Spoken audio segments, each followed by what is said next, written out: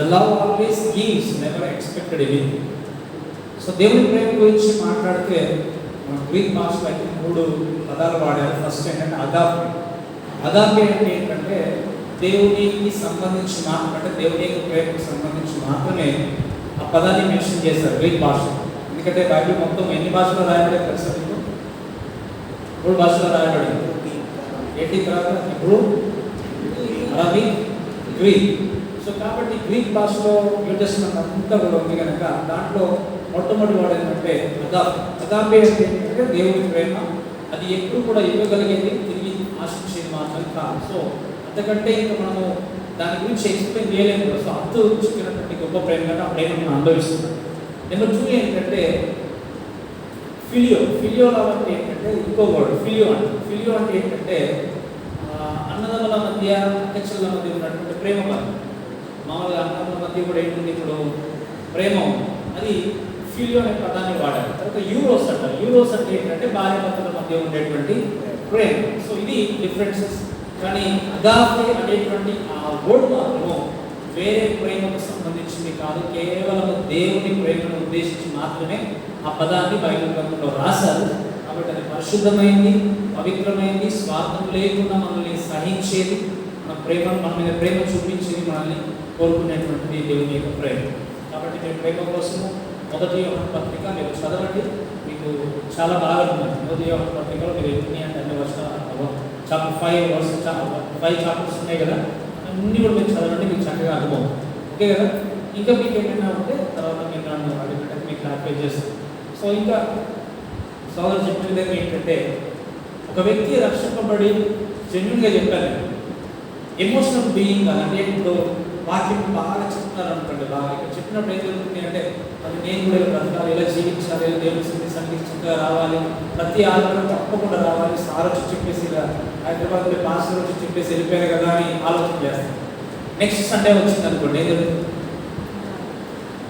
So next Sunday వరకు కాదని just Sunday వాక్యం చెప్పారు, విన్నారు, చర్చ్లో ఉన్నంతసేపు చాలా ఎమోషనల్గా ఫీల్ అవుతుంది. సరే ఇలా జీవించాలి కదా, ఎందుకు ఇలా వస్తున్నాను, నేను పాపను ఒప్పుకోవాలి కదా అని ఆలోచన చేస్తాను.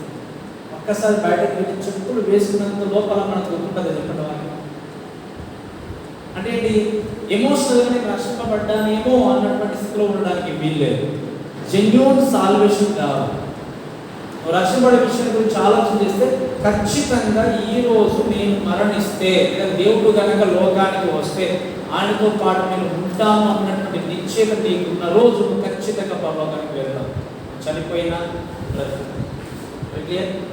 సో బ్రతుకుంటే ఏం చేయాలి? ఖచ్చితంగా బాప్తిస్తానికి వెళ్ళాలి. కానీ మధ్యలో నేను ప్రజలు చెప్పాను మీకు, మీరు చనిపోవచ్చు, ఏదైనా జరగవచ్చు, కానీ దాన్ని మాత్రం నాకు బాప్తిసం తీసుకుంటే పరలోకం వెళ్ళలేమా అంటే అది కాదు. మీరు రక్షింపబడ్డారు అంటే డైరెక్ట్గా పరలోక రాజ్యానికి మీరు వారసులు కాదు. ఎందుకంటే పాపం అనేటువంటి బానిసత్వంలో దేవుడు ఏం చేశాడు? ఎన్నుకొని మిమ్మల్ని కొనుక్కొని ఏం చేశాడు? ఆయన దత్త పుత్రులుగా ఏం చేశాడు? మిమ్మల్ని స్వీకరించాడు. అది క్లియర్ అదే కదా? 3 చెప్పాను. బాప్తిసం తీసుకున్నాక విగ్రహాలకు భరించినప్పుడు బాప్తిసం తీసుకున్న తర్వాత కాదు, అసలు రక్షింపబడిన తర్వాత కూడా వెళ్ళకూడదు ఇక విగ్రహాలకి. చెప్పి మీకు అర్థమైంది కదా? ఇప్పుడు కొంచెం మీకు క్లారిఫై చేస్తాను. విగ్రహారాధన, ఆత్మీయ విగ్రహారాధన విన్నారంటే? ఆత్మీయ విగ్రహారాధన పదాన్ని విన్నారా? ఆత్మీయ విగ్రహారాధన పదాన్ని విన్నారంటే? ఎంతమంది విగ్రహం పూజిస్తున్నారు చెప్పండి? ఎంతమంది విగ్రహం పూజిస్తున్నారు? ఎవరు? ఏంటి మేము అంగీకరించిన తర్వాత ఆరాధన ఏంటి అనుకుంటున్నారు మీరు? ఆత్మీయ విగ్రహారాధన అంటే ఏంటంటే నీ దేవుని కంటే నీ జీవితంలో దేనికి ఎక్కువ ప్రిఫరెన్స్ ఇచ్చినా అది నీ జీవితంలో విగ్రహం.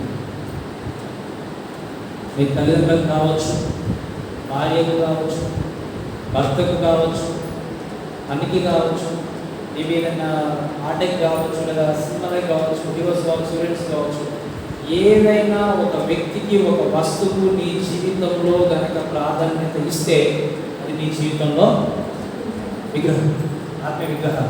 నా జీవితంలో కూడా ఒకటి ఉండేది, ఏంటంటే క్రికెట్. ఈ క్రికెట్ గురించి వచ్చింది అంటే నేను సండే స్కూల్ కూడా వదిలేసి పారిపోయేవాడిని చర్చ్లో. సండే రోజు ఎక్కువ మ్యాచెస్ ఉండేది, తెలుసు కదా మీరు, హాలిడే కాబట్టి.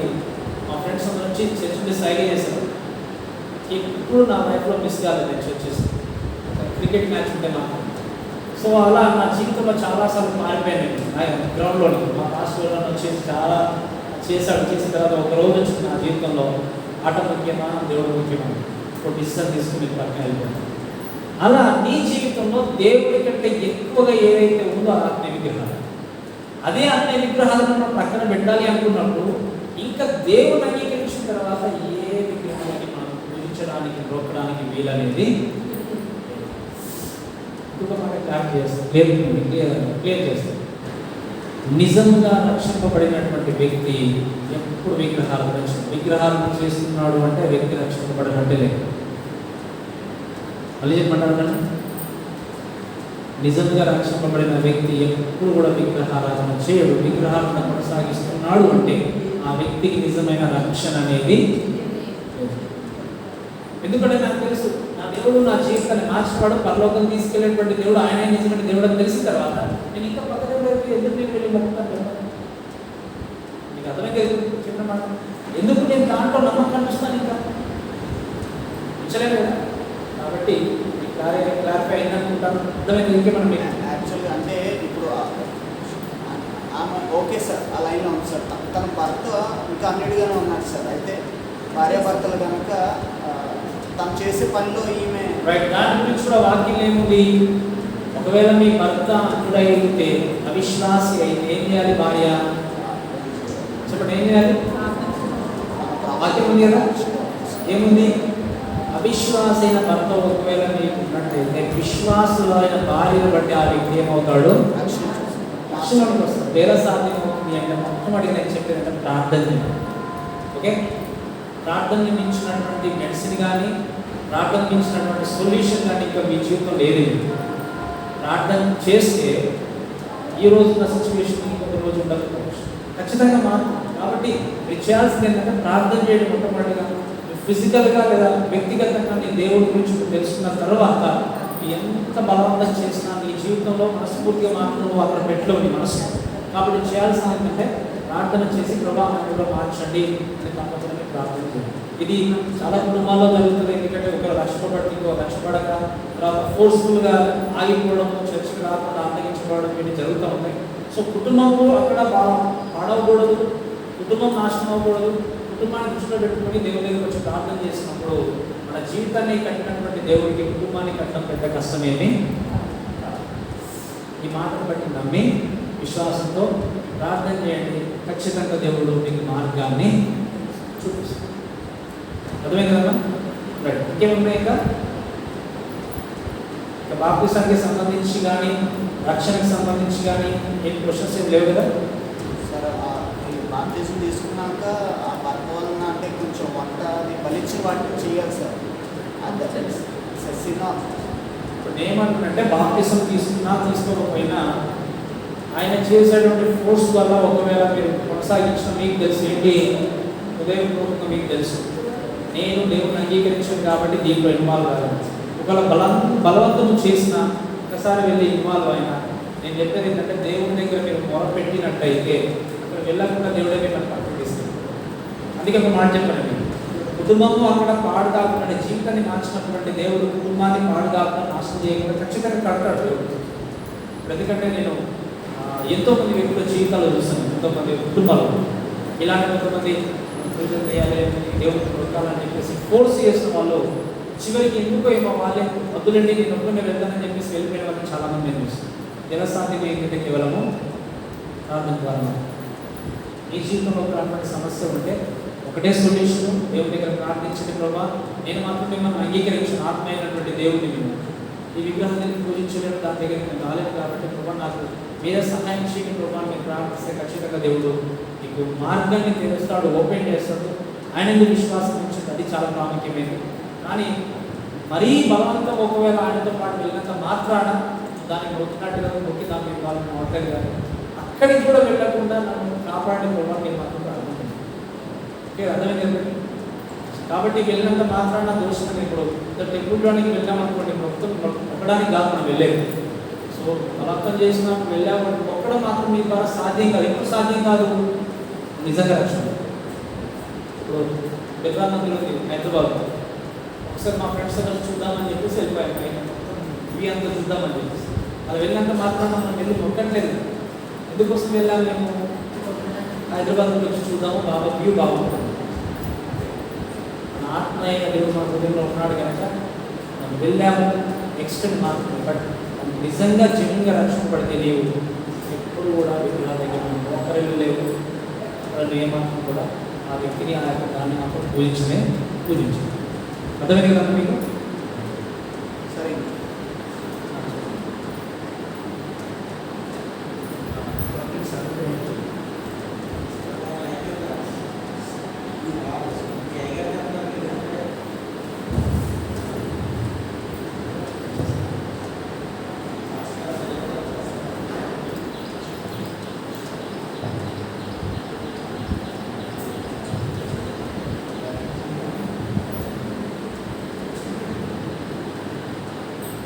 బ్రదర్కి ఒక కలుపు వచ్చింది.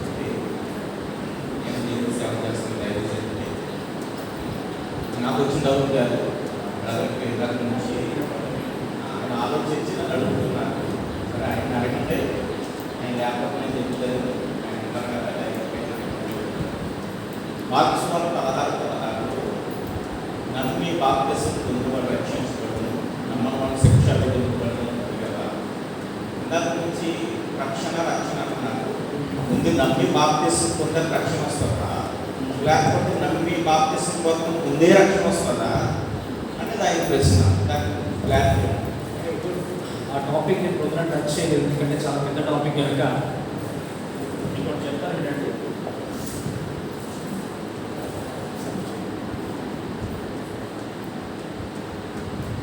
రైట్, పొద్దున నేను అపోస్తల కార్యం గురించి నేను మీకు చెప్పాను. మొదటి అధ్యాయం 8వ వచనం గురించి, మీ మీదకి పరిశుద్ధాత్మ దేవుడు వచ్చినప్పుడు శక్తి కనుక మీరు యెరూషలేము, యూదయ, సమరయ ప్రాంతంలో భూదిగంతం వరకు సాక్షులై ఉంటారని చెప్పాను. అయితే ఇక్కడ గమనించాల్సిన విషయం ఏంటంటే, పరిశుద్ధాత్మ దేవుడు లోకంలోనికి రాకముందే బాప్తిసం పొందుకున్న వారు ఉన్నారు బైబిల్లో. ఎవరు చెప్పండి, ఎవరున్నారు బైబిల్లో? ఇశ్రాయేల్ ప్రజలు, కొంతమంది శిష్యులు, స్పెషల్గా అంటే బాప్తిసం ఇచ్చి యోహాను యొక్క శిష్యులు. అందుకే మన అపోస్తల కార్యం వచ్చిన తర్వాత పరిశుద్ధాత్మ దేవుడి గురించి, అసలు పరిశుద్ధాత్మ దేవుడు ఉన్నాడా అని ప్రశ్న కూడా వేస్తారు. ఎవరు? ఆ యొక్క బాప్తిసం ఇచ్చి యోహాను యొక్క శిష్యులు. అప్పటి వరకు అక్కడ బాప్తిసం పొందుకొని కూడా పరిశుద్ధాత్మను పొందుకొని వారు ఉన్నారు. కాబట్టి పరిశుద్ధాత్మ దేవుడు పెంతెకోస్తు దినానికంటే ముందు ఎవరైతే నమ్మి రక్షింపబడాలి అంటే వాళ్ళు దేవుని నామంలో బాప్తిసం పొందుకోవాలి. ఎప్పుడు? పెంతెకోస్తు దినానికంటే ముందు, అంటే పరిశుద్ధాత్మ దేవుడు లోకానికి రాకముందు. పరిశుద్ధాత్మ దేవుడు వచ్చిన తర్వాత థింగ్స్ విల్ బి చేంజ్. అపోస్తల కార్యం అంతా ఏంటంటే చేంజింగ్ ప్రాసెస్. అందుకనే మొట్టమొదటిగా ఎక్కడికి వచ్చాడు ప్రజలు చెప్పాను, యెరూషలేము ప్రాంతానికి వచ్చాడు. అంటే కేవలం యెరూషలేముకి మాత్రం వచ్చాడు, వేరే ప్రాంతానికి రాలేదు. ఇప్పుడు అపోస్తల కార్యంలో 2వ అధ్యాయం, తర్వాత 8వ అధ్యాయానికి వచ్చేసరికి ఎక్కడికి వచ్చాడు ఆయన? సమరయ ప్రాంతానికి వచ్చాడు. అంటే యెరూషలేము, సమరయ 2 ప్రాంతాలకు తప్ప మిగతా ప్రాంతాలకి వెళ్ళేదాన్ని. తర్వాత ఏంటి? 14వ అధ్యాయానికి వచ్చిన తర్వాత ఎక్కడికి వెళ్ళాడు? యూదయ ప్రాంతంలో దిగినట్టుగా. అంటే యూదయ ప్రాంతంలోనికి శిష్యులు వెళ్ళి ప్రార్థన చేసినప్పుడు పరిశుద్ధాత్మ దేవుడు వాళ్ళు పొందుకున్నారు. ఈ 3 ప్రాంతాలు తప్ప ఇంకా ప్రపంచంలో వేరే ప్రాంతంలోనికి పరిశుద్ధాత్మ దేవుడు రాలేదు. ప్రాసెస్ భూదిగంతముల వారికి అంటే అక్కడ ఉన్నటువంటి అపోస్తులు, మన దగ్గర కూడా తోమవచ్చం మొన్ననే మనం జరుపుకున్నాం క్రిస్టియన్ డే అని, ఇండియన్ క్రిస్టియన్ డే. అలా ప్రపంచం అంతటి కూడా దాదాపుగా వాళ్ళు వెళ్తూ అంత ఏం సువార్త వెదజల్లారు. కనుకనే వాక్యం ఏముంది? భూమిని తలకిందులు చేసిన వారు ఇక్కడికి వచ్చినారు. అంటే ఏంటి? పరిశుద్ధాత్మ దేవుడు స్టెప్ బై స్టెప్ అనేక రాకడ భూమి మీదకి తీసుకుని వచ్చాడు. యెరూషలేము, సమరయ, యూదయ, భూదిగంతంలో. కాబట్టి ఇప్పుడు ఏం జరుగుతుంది అంటే, మనం పరిశుద్ధాత్మ దేవుని పొందుకున్నప్పుడు ఏమని చెప్పాలంటే పరిశుద్ధాత్మ బాప్తిస్తాన్ని మనము తీసుకున్నాం. ఎప్పుడు తీసుకున్నాం పరిశుద్ధాత్మ బాప్తిస్తాన్ని? మనము ఎప్పుడైతే మనము రక్షింపబడతాం. కాబట్టి రక్షింపబడ్డ మనం ఉన్నాము కనుక ఇప్పుడు ఏంటి అంటే, మనము నీటి ద్వారా బాప్తిసం తీసుకుంటున్నామంటే కేవలము సంఘము సభ్యులుగా మాత్రమే మనం యాడ్ చేయబడుతున్నాం. కానీ బాప్తిసం లేకుండా మరణిస్తే పరలోకం వెళ్ళలేరు, లేదా బాప్తిసం లేకుండా రక్షణ పొందుకోలేము అంటే అది వాక్యం సరిపోతాం. ఓకే, ఇప్పుడు అర్థమైంది కదా? సో పరిశుద్ధాత్మ దేవుడు రావడానికంటే ముందు, వచ్చినానికంటే ముందు తేడా. పాత నిబంధన గురించి ఆ మాట అంటే పరిశుద్ధాత్మ దేవుడు ఒక స్పెషల్ టాస్క్ నుండి వచ్చేవాడు, ఆ కార్యం జరిగించేవాడు వెళ్ళిపోయాడు. బట్ ఇప్పుడేంటి, ఒక్కసారి మన హృదయంలోకి వచ్చాడంటే ఆయన ఏం చేయబడ్డాడు? సీల్డ్. మన లోపల ఆయన ఏం చేయబడ్డాడు? ముద్రించబడ్డాడు. కాబట్టి విమోచన దినం వరకు ఆయన ముద్రించబడ్డాడు కనుక సాతాను కూడా హక్కు లేదు పరిశుద్ధాత్మ దేవుడిని ఆ సీల్ను బ్రేక్ చేయడానికి. ఎవరు అయితే ముద్రించారో, ఎవరైతే సీల్ చేశారో ఆ సీల్ చేసే అధికారం ఎవరికి? ఇంకా దేవుడికి. కాబట్టి నేను జెన్యున్గా నువ్వు రక్షింపబడ్డావు అంటే పరిశుద్ధాత్మ దేవుడు ఉన్నాడో వెళ్ళిపోతున్న భయపడిన అవసరం. ఈ లోపల ఉన్నాడు కనుకనే నేను చెప్పిన పొద్దున, మీ లోపల ఉన్నాడు కనుకనే మీరు బాధలో ఉన్నప్పుడు, శ్రమలో ఉన్నప్పుడు మీరు ప్రార్థించలేకపోతే మీ తరఫున ఎవరు ప్రార్థిస్తున్నారు, ఎవరు మూడుగుచ్చున్నారు వాక్యంలో? బయట ఉంటే మూలుగలేడు కదా, మన గురించి ఆలోచన చేయలేదు. లోపల ఉన్నాడు కాబట్టి నీ గురించి, నా గురించి అని ఏం చేస్తున్నాడు? ఆరాధన. అర్థమైంది కదా ఇప్పుడు? సో కాబట్టి ఒక్కొక్క సంబంధించి ఒక్కొక్క విధంగా దేవుని యొక్క వాక్యం అనేది ఇలా చివరికి మన చేతిలోనికి వచ్చింది. కాబట్టి అందుకే పాత నిబంధనలో కూడా ఇంకేది కూడా మీకు క్లారిఫై చేస్తాను ఎక్స్ట్రా మీకు. పాత నిబంధనలో కూడా ఒక ప్రవచనాలు పొందుకోవడం, లేకపోతే దేవుని యొక్క వాక్యాన్ని తెలుసుకుని వాక్యాన్ని బోధించేవారు. ఎందుకు అంటే ఈ పర్ఫెక్ట్ రెవల్యూషన్ అనేది వారి చేతుల్లో లేదు. వాక్యాన్ని బోధించాలంటే ఏం చేయాలి? వాళ్ళు దేవుని చూసి ప్రభావ ఈరోజు నేను ఏ వాక్యం చెప్పాలి అని చెప్పేసి మాట్లాడినప్పుడు దేవుడు వారికి ఏం చేసేవాడు? రెవల్యూషన్ ఇచ్చేవాడు. అంటే వాక్యాన్ని వారికి ఇచ్చినప్పుడు వాక్యం తీసుకుని వీళ్ళు బోధించేవాడు. బట్ మనకేమి ఇచ్చాడు దేవుడు? ఇప్పుడు ఈ పర్ఫెక్ట్ రెవల్యూషన్ అంటే ఈ పరిపూర్ణమైనటువంటి పరిశుద్ధ గ్రంథాన్ని ప్రత్యక్షత మనకి ఇచ్చాడు. కాబట్టి ఇప్పుడు నేను మీ గురించి ఆలోచన చేసి ఫలాని రోజు ఇదలా అని చెప్పేసి నాకు నచ్చిన విధంగా వాక్యం ప్రకటన పెట్టి చెప్పడం అనేది అసత్యము, అబద్ధం. అలా చెప్పే వాళ్ళ దగ్గరికి ఎప్పుడు వెళ్ళకండి. నేను చెప్పాను ముద్రని వాళ్ళు బాగుపడతారు కానీ మీకు మాత్రం ఏ ప్రయోజనం. నాకు తెలిసినంత వరకు నేను చెప్పాను మీకు పొద్దున, ఈ ఉన్న వాక్యం నేర్చుకోవడానికి మన జీవితం సరిపోతుంది. దీనికంటే ఎక్కువ కావాలనుకుంటే దేవుడు ఎక్కువ యాడ్ చేసేవాడు. నేను ఎంత కావాలో మన జీవితాన్ని ఏ విధంగా కట్టుకోవాలో, ఏ విధంగా దేవుడికి బ్రతకాలో అంతవరకు దేవుడు మనకి ఇచ్చాడు.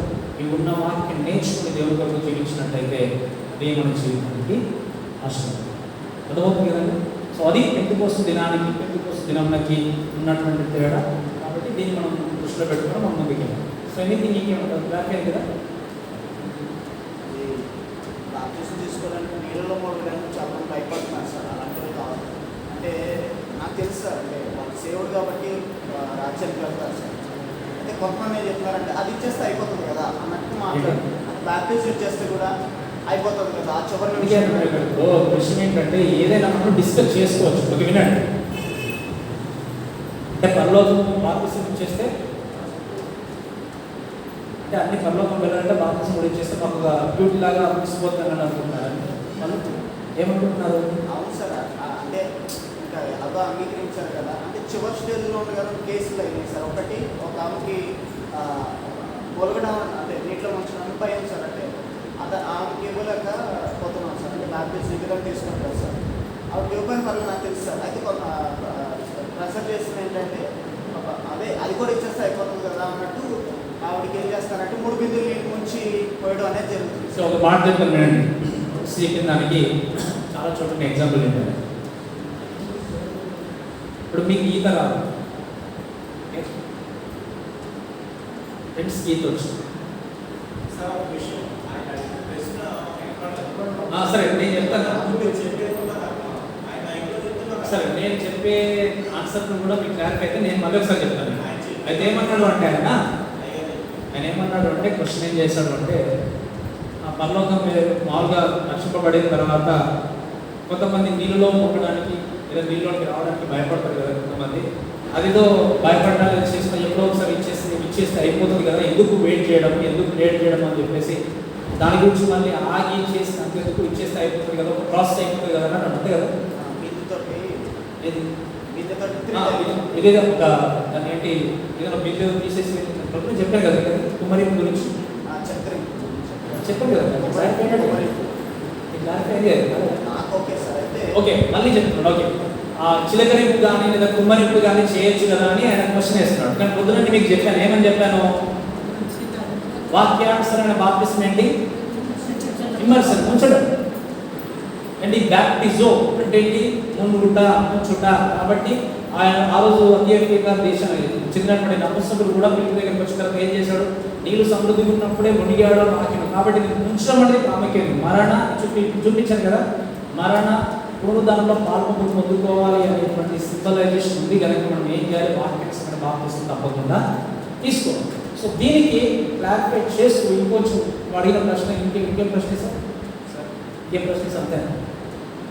రెండు క్యారెక్టర్స్ మీ దగ్గర తీసుకొచ్చారు. ఒకటి చివరి స్టేజ్లో ఉండగా ఒప్పుకున్నాడు సార్, అంటే తన మాట్లాడలేని పరిస్థితి ఈ విధంగా ఉండగా అదే ఈ రాత్రి చనిపోతాడనగా ఈరోజు ఉదయాన్న తను అంటే ప్రభుత్వ సంరక్షణ అంగీకరిస్తున్నావా అని చెప్పి అడిగినప్పుడు తన తలనే ఊపాడు సార్. ఆ తర్వాత వెంటనే చెప్తాను.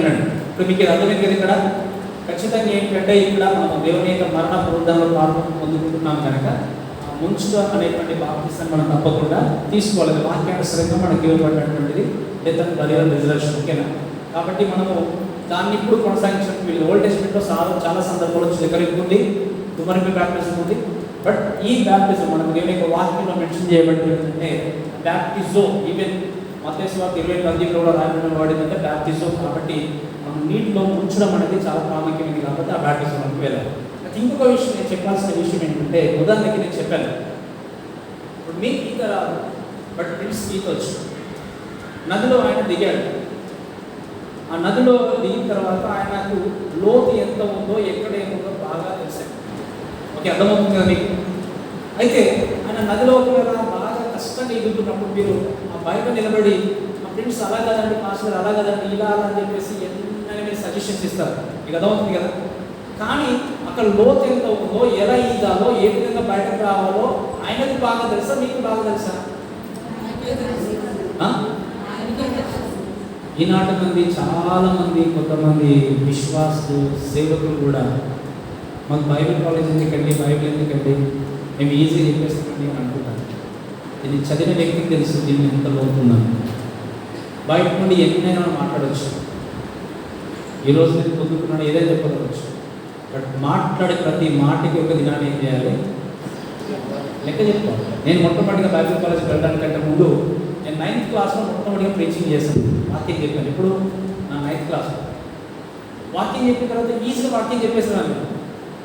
చెప్పిన తర్వాత బైబిల్ కాలేజ్ వెళ్ళిన తర్వాత వాక్యం ఎలా చెప్పాలో అనే అంతా నేర్చుకున్న తర్వాత నెక్స్ట్ డే వచ్చి వాక్యం చెప్పాలంటే భయం వేస్తుంది నాకు. ఎందుకు? ఇదివరకు ఎలాగనే చెప్పేసాను, ఇష్టం నాకు ఎక్కడ ఆది కాలంలో మొదలుకొని పట్టిన వరకు ఏది గుర్తుకొస్తా చెప్పేసాను. వాక్యం నేర్చుకున్నంత భయం వేస్తుంది. ఎందుకు? మనము అందుకే వాక్యం లేకపోతే దేవుడి సేవలకు ఎన్ని తీర్పులు చెప్పండి? ఒకటే రెండా దేవుడి సేవకులకి 2. కాబట్టి ఏం చేయాలి? చాలా జాగ్రత్తగా వాక్యాన్ని బోధించాలి, చాలా జాగ్రత్తగా జీవితాన్ని మనం కట్టుకోవాలి. కాబట్టి అందుకే నేను ఎప్పుడైనా వెంటనే బాప్తిసం విషయంలో కానీ ఏ విషయంలో కానీ వెంటనే స్టెప్ తీసుకోవాలి. Should prepare. మనం ఫస్ట్ వన్ ప్రిపేర్ చేసి ఉన్న తర్వాత నాకు కావాల్సింది సంఖ్య కాదు, ఇంతమందికి బాప్తిసం ఇచ్చాను, ఇంతమందికి పెళ్లి చేసాం, అది కాదు నాకు కావాల్సింది. ఇచ్చినా లేదా పెళ్లి చేసినా ఏం చేసినా ఈ వ్యక్తి నమ్మకంగా దేవుడితో ఉన్నాడు. మనం వాక్యాన్ని వెతకడం మన పని, తర్వాత జీవించకపోవడం వాళ్ళ పని. అది ఇప్పుడు ఆత్మీయ ఒక వ్యక్తి లేడు అంటే దానికి బాధ్యత నేను కాదు, కానీ నేర్పించినంత వరకు నేను ఏం చేస్తున్నాను? ఆ వ్యక్తికి నేర్పించేస్తున్నాను. ఆ విషయంలో దేవుడు నన్ను లెక్క అడుగుతాడు. అంతేగాని నేర్పించిన తర్వాత కూడా ఆ వ్యక్తి ఆత్మీయంగా లేడు అని చెప్పి దేవుడు నన్ను క్వశ్చన్ చేయలేదు. దేని బట్టి క్వశ్చన్ చేస్తాడు? నన్ను బోధించింది సరిగా బోధించాలి. కాబట్టి మీ జీవితంలో కూడా దేవుణ్ణి ఎదుట యోగ్యులుగా మాత్రమే కనపరచుకోవడానికి మీ జీవితాన్ని కొనసాగించాలి. కానీ ఎవరో చెప్పారు, ఇది చెప్పారు, అది చెప్పారు అని చెప్పేసి ఎప్పుడు కూడా వేరే దాంట్లో డిపెండ్ కాకుండా వాక్యం మీద మాత్రమే డిపెండ్ అని ముందుకు. అందుకే మీరు చూడాల్సింది ఏంటి? వాక్యము సరిగా వాక్యము చెప్పినటువంటి సంఘం ఎంత పెద్దదైనా కానీ అసలు వెళ్ళదు. ఆత్మీయ ఆహారం కావాలి అంటే సరైన సంఘానికి రా, చక్కగా వాక్యం బోధించే సంఘానికి రా. ఒక రోజుకి మనం 3 పూటలు తింటున్నాము, అన్నం తింటున్నాము అంటే ఆరోగ్యంగా ఉండాలి. అలాంటివి కనీసం ఒక ఆదివారం కూడా సరైన వాక్యం బోధన చేయకపోతే మరి ఎలా బ్రతుకుతాం మనం వారం? అర్థమే చెప్తున్నమాట. సరైన ఆహారం తినాలి అంటే సరైన వాక్యం ఆహారం లేకపోతే మనం బ్రతుకుతున్నాము. సరైన వాక్యం కూడా విని మనం ఏం చేయాలి? ముందుకు వెళ్ళాలి. సో కాబట్టి కొంతమందికి ఇది కొత్తగా ఉండొచ్చు, కొంతమంది కన్ఫ్యూజ్ కావచ్చు, కానీ ఏదైనా మన దేవుడు కన్ఫ్యూజ్ చేసేటువంటి దేవుడు కాదు. కాబట్టి మీరు జాగ్రత్తగా నేర్చుకుని ఒక స్టెప్ బై స్టెప్. కాబట్టి అందుకే మా చేసినప్పుడు నేను చెప్పాను అనుకుంటున్నాను. రోమపత్రిక నేను ఇప్పుడు ప్రసంగిస్తున్నాను, దాదాపుగా 11 నెలలు అవుతుంది. 6 అధ్యాయాలు మాత్రమే కంప్లీట్ చేశాను. ఎన్ని అధ్యాయాలు ఉన్నాయి? ఇంకా మొత్తము 12 అధ్యాయాలు ఉన్నాయి. దాంట్లో 6 అధ్యాయాలు మాత్రం అయిపోయి 11 నెలలు అవుతుంది. ఇంకా ఎన్ని సంవత్సరం మొత్తం ఆగలేదు. అలానే తెస్సలోనికీ పుస్తకాన్ని మొత్తం 9 నెలలు చెప్పాను. ఎందుకు? నా ఉద్దేశం ఏంటి అంటే నేర్పించాను, వాక్యం నేర్పించాను. సో వాక్యం నేర్పించినప్పుడే సత్యం మనల్ని ఏం చేస్తుంది? స్వతంత్రులు చేస్తుంది. కాబట్టి మీరు బాగా చదవడం వాక్యం. ప్రతి క్వశ్చన్కి ఆన్సర్ మనకు తెలుసు అంటే తెలియదు. ఒక్కొక్క స్టెప్ వాక్యం నేర్చుకుంటూ మనం ముందుకు వెళ్ళాలి. ఓకేనా? రైట్. ఎనీథింగ్ ఇంకా? అది లాస్ట్ మినిట్లో అది ప్రాక్టీస్ నుంచి బలరాలను కూడా ఇంటికి తీసుకెళ్ళేవాళ్ళు. ఒక వ్యక్తికి జరిగింది అనుకోండి సార్, నాకు అది మంచం మీద ఉన్నాడు సార్. ఈ దీనితో 3 సార్లు వాటర్ పోసి ఆ తర్వాత అతను బాప్తిజం ఆ విధంగా ఇచ్చి బలారాధన ఇది తీసుకెళ్ళేవడం అన్నది. రైట్. ఇంకొక మాట చెప్తానండి. అయితే ఇక్కడ చెప్పిన దాన్ని బట్టి బల్లాగుడ, ప్రభు బల్లాగుడ. కొంతమంది అనుకుంటారు ఏంటంటే నేను నెక్స్ట్ పదే మీకు చెప్పాల్సింది సార్ బాప్తిజం తర్వాత. ఇప్పుడు మనకు సమయం లేదు కాబట్టి మళ్ళీ ఏమి మనం చూద్దాం. బల్ల గురించి, ప్రభు బల్ల గురించి నేను చెప్తాను. అయోగ్యంగా ఎవరైనా దాంట్లో చేయి వేయకూడదు అంటే కదా. వేసిన ఏమవుతుంది? చాలామంది నిద్రించారంటే మరణించారు, అంతే కదా. అయోగ్యంగా వేయకూడదు కాబట్టి ఏం చేయాలి? మీరు మిమ్మల్ని మీరు పరీక్షించుకొని దాంట్లో చేయి వేయాలి. అలానే మిమ్మల్ని మీరు పరీక్షించుకొని బాప్తిసం తీసుకోవాలి. ఎందుకు? ప్రిపరేషన్.